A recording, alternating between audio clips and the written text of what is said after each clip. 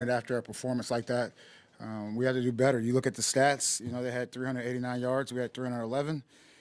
The running game, once again, we give up a big run play that really hurts us and really skews the rest of the stats. I would say a third down, just in general, we were 0 for on third down, and they were probably around 70% on third down. So, when you talk about extending plays, I mean, that's what it is. And then really defensively, not showing up in the red area. Those guys were 3 for 4 in the red area. And those are definitely, look, we've spent a lot of time on it. It's definitely an important part of the field, and we just didn't do it well enough. Again, turnovers, there were a couple balls on the ground. They got one. But again, I mean, it's what we put on film. So, at the end of the day, we are what we put on film. We are what our record is. Penalties, kind of getting into that, again, kind of sets us back on some of these drives where we're really making headway during the series. I will say, look, today we won the coin toss. I thought the best thing to do for us was to put the offense out there. I thought it was an opportunity for us to go out there and start fast, which it was. Unfortunately, we walked away with no points on the missed field goal, but that was my thinking on that. What I told the guys in there, kind of the same thing I'm telling you. It's like we all got to take accountability, and what does that look like? Accountability is not really, the my bad. Or the accountability isn't coming in saying things like, oh, if we would have just did X, Y, and Z. Like we've been talking about that all year. Accountability is going out and correcting it, and that's about action. It's not about just sitting here saying, that's my fault, my fault. You have enough of those, and that's what you have out there on the field today. Fire away. Jerod, coming off the bye, and then the first offensive series, you guys moving the ball, you get the holding penalty, second one, you get the sack.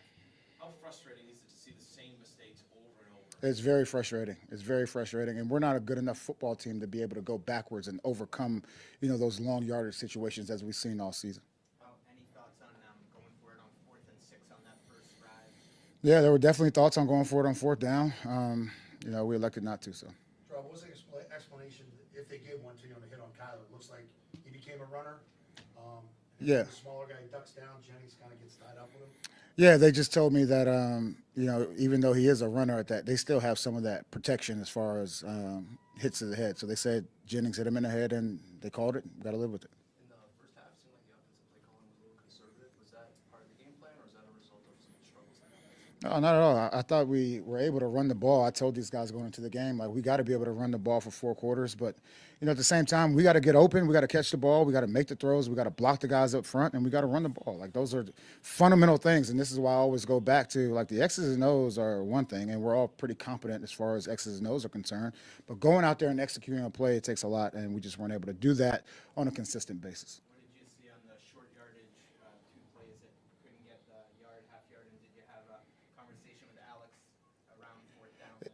It was it was disappointing. I said this, I think probably the first week of the season. There comes a point in time as a football team where everyone in the stadium knows what the play is, and we just got to move bodies, and we weren't able to do that.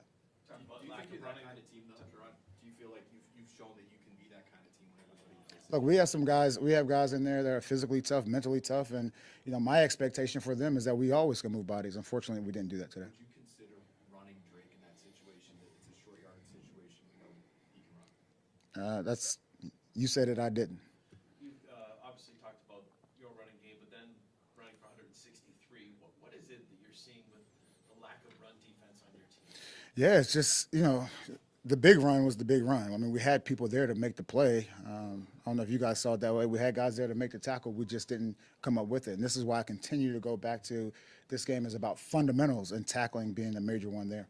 Jerod, to Phil's question just now, you said it, I didn't. So was that Alex Van Pelt's decision not to run? It's always my decision. I would say, look, the quarterback obviously has, good pair of legs and does a good job running the ball. We just chose not to do it there.